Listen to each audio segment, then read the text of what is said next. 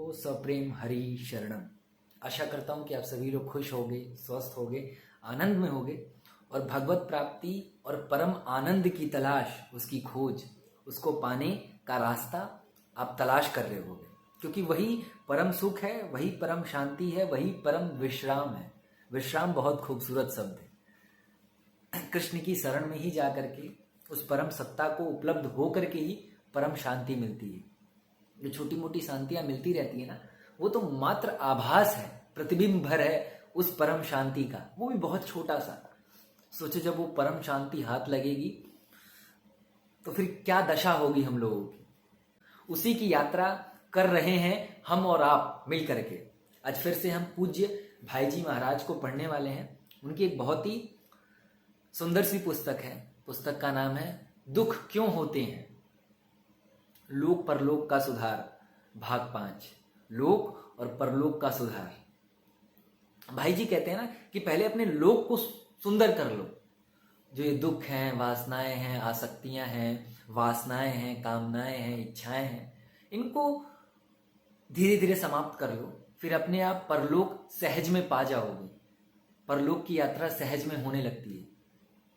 एक बहुत सुंदर सी बात है, किसी ने किसी से पूछा कि अगर एक बहुत बड़ी सी लाइब्रेरी है, उसमें से अच्छी पुस्तकों को छांटना हो तो क्या करना होगा। तो किसी व्यक्ति ने कहा कि पहले अच्छी पुस्तकें छांट लो, फिर बुरी पुस्तकें छांट लो।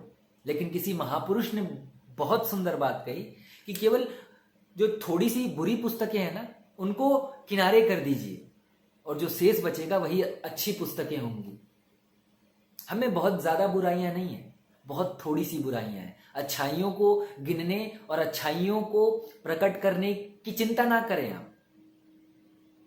बस जो थोड़ी बहुत कमियां हैं, बुराइयां हैं, उनको किनारे करने की कोशिश करें। जो वासनाएं हैं, कामनाएं हैं, इच्छाएं हैं, थोड़ी सी हैं, जब वो किनारे हो जाएंगी तो सहज में आप अच्छे हो जाओगे और इसी लोक से परलोक की यात्रा शुरू हो जाएगी। आज इस पुस्तक का एक बहुत ही छोटा सा प्रसंग है, उसको पढ़ने वाले हैं। भाई जी को ढेरों सारे पत्र भी आते थे। बहुत सारे लोगों से चिट्ठियों के माध्यम से अपना प्रश्न पूछा करते थे। तो कुछ चिट्ठियों के उत्तर, कुछ प्रश्नों के उत्तर इस पुस्तक में दिए हुए हैं। उसी चिट्ठी को हम पढ़ने वाले हैं और आज के शब्दकोशों के आधार पर इसे समझने की कोशिश करेंगे। बार बार कहूंगा, संतों को समझ पाना और खास करके भक्ति मार्ग के संतों को समझ पाना, उनके भावों को समझ पाना, भाव में डूब पाना बहुत कठिन है। एक भाव एक गहरे समुद्र जैसा है, डूबोगे तो डूबते चले जाओगे। इस प्रसंग को पढ़ने की कोशिश करता हूं और हम और आप मिलकर के भाई जी को समझने की कोशिश करेंगे। प्रसंग का नाम है स्त्री संग का त्याग आवश्यक है। वर्तमान समय में लोग कितने ज्यादा कामुक हुए पड़े हैं, वासनाओं से पीड़ित हैं।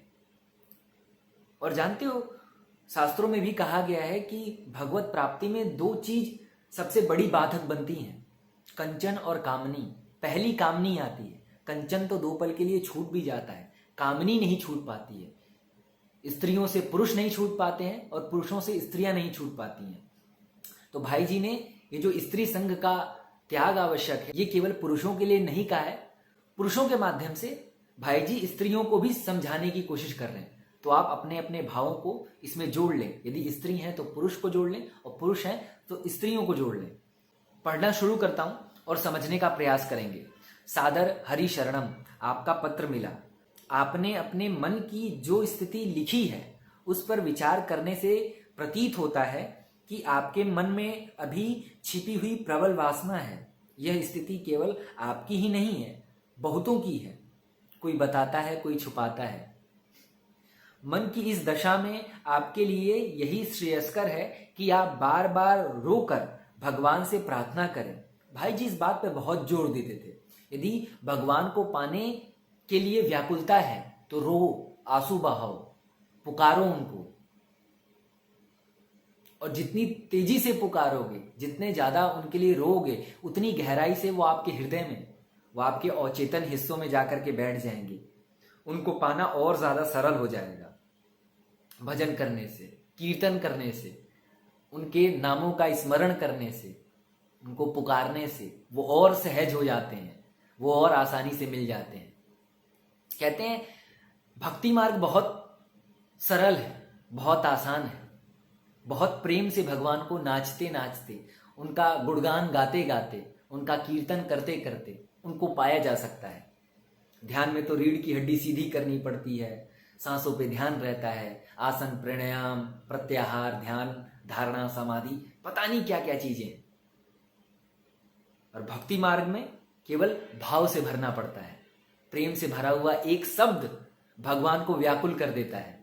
प्रेम से पुकारा हुआ एक नाम और भगवान दौड़े दौड़े चले आते हैं अपने भक्त के पास। प्रार्थना में बड़ी शक्ति है। इससे असंभव मानी जाने वाली बात भी भगवत कृपा से संभव हो जाती है। इस पर आप विश्वास करें। जहां तक हो, स्त्री चिंतन और स्त्री दर्शन का सर्वथा त्याग करें।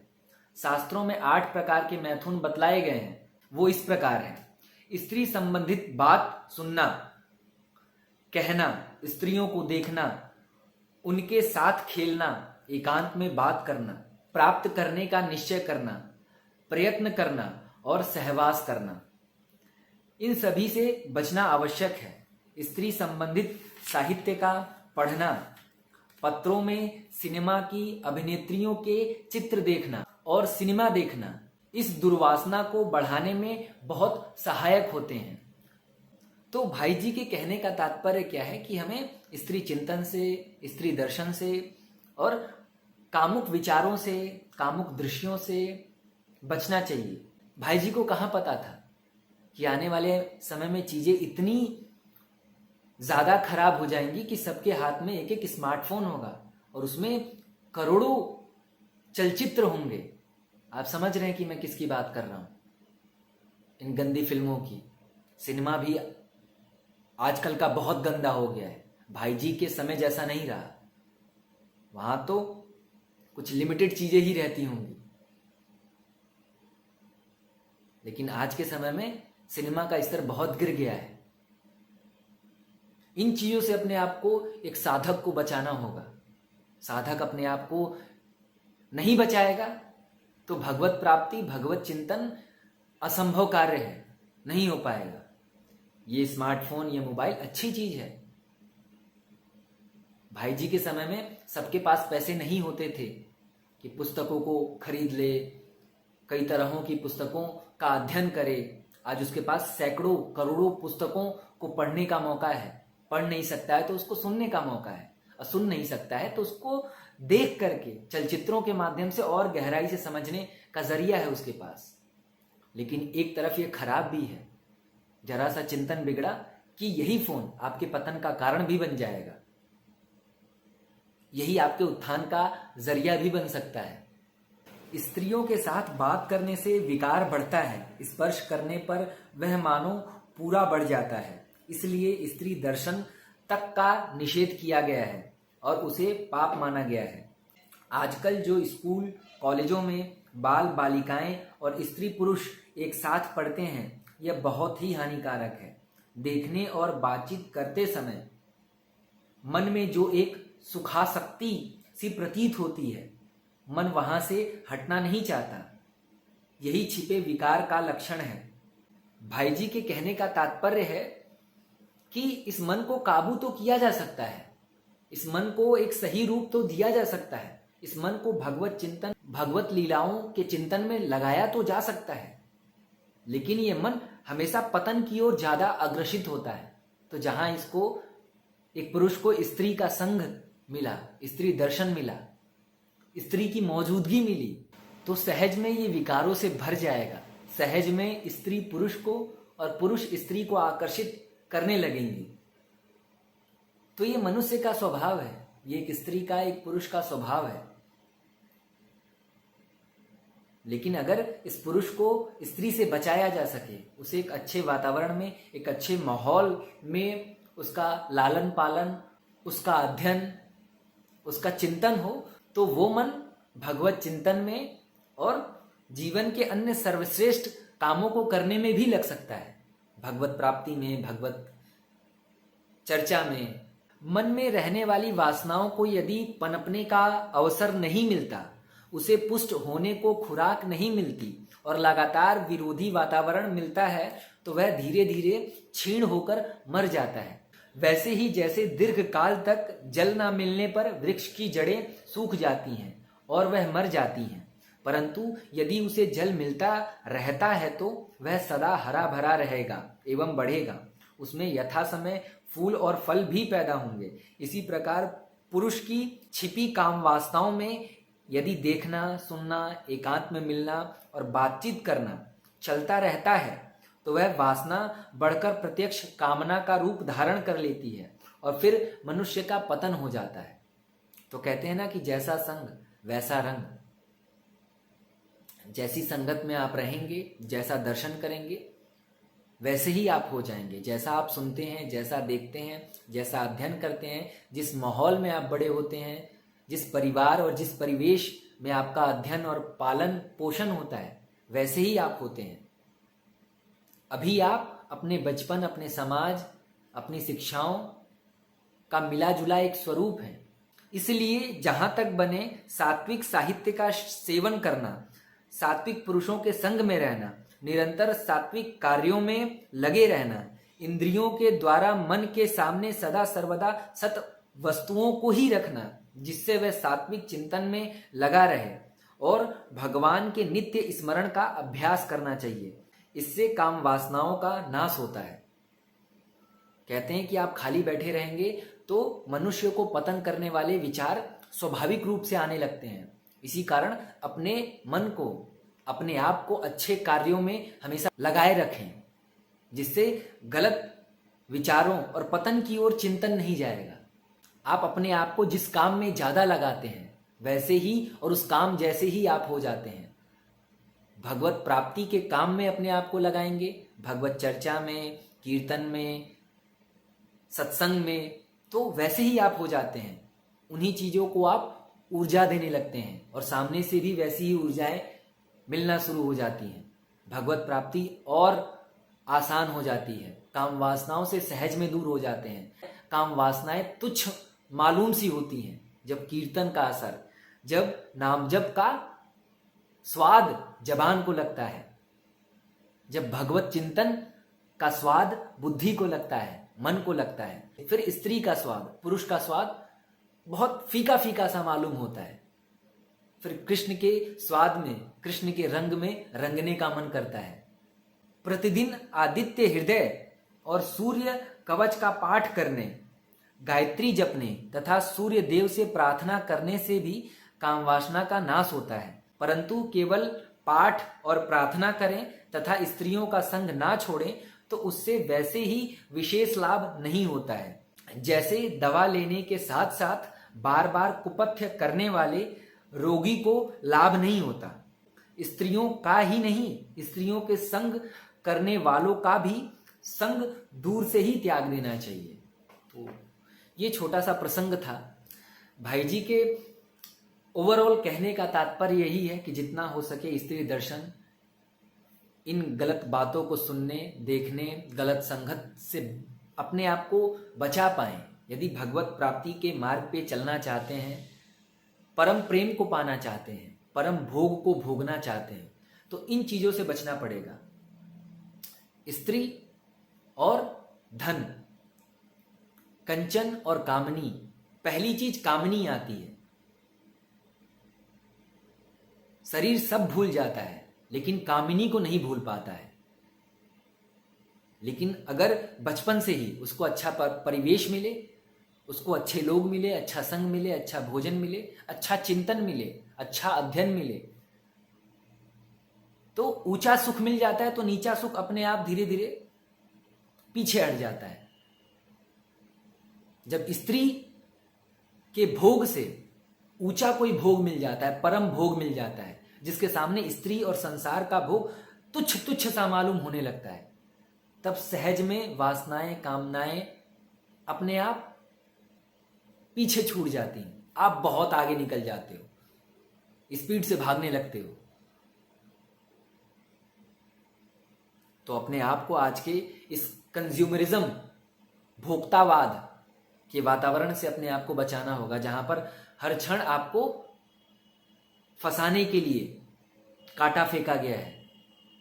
गूगल पे जाओ तो, यूट्यूब पे जाओ तो, रोड पे चलो तो, किसी से बात करो तो आसपास सारी जगहें काम वासना फैली हुई हैं, काम वासनाओं का जाल फेंका हुआ है, कांटे लगाए गए हैं। जरा सा चिंतन बिगड़ा, पूरे जीवन की यात्रा संत लोग कहते हैं भ्रष्ट हो जाती है।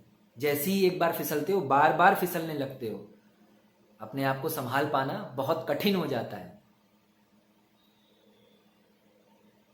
तो इस भाई जी के समय में तो माहौल बहुत अच्छा होगा, लेकिन भाई जी ने उस माहौल के हिसाब से भी कहा कि ये माहौल भी उचित नहीं है, ऐसे माहौल से भी बचना है। भाई जी के 100 साल बाद, 50 साल बाद, 80 साल बाद आज का माहौल और ज्यादा भयानक हो गया है। ऐसे माहौल से बहुत विरला कोई होगा जो अपने आप को बचा पाएगा। सुबह नाम जप कर रहे हैं, अच्छी अच्छी बातें कर रहे हैं, अच्छे संग कर रहे हैं, जरा सा एक चिंतन बिगड़ा, आपके मोबाइल में ही वो सारी सुविधाएं उपलब्ध हैं, किसी को नहीं पता चलेगा। बाहर से आप अपने आप को दिखा रहे होगे कि मैं बहुत बड़ा संत हूं, चुटिया रख लोगे, तिलक लगा लोगे, कंठी माला पहन लोगे, लेकिन भीतर से आप कैसे हो ये आपको मालूम है। मैक्सिमम लोग आज के समय ऐसे ही हो गए हैं कि सबके पास अपनी अपनी सुविधाएं हैं, बाहर से सभी अपने आप को अच्छा दिखाने की कोशिश कर रहे हैं। नो डाउट वो अच्छे होंगे ही, लेकिन मनुष्य स्वाभाविक रूप से पतन के लिए ही बना है। सहज में इसका पतन हो जाएगा अगर ये सही रास्तों को, सही उंगलियों को नहीं पकड़ेगा तो सहज में गिर जाएगा। तो बहुत कम लोग होंगे जो अपने आप को पूर्ण रूप से बचा पाएंगे।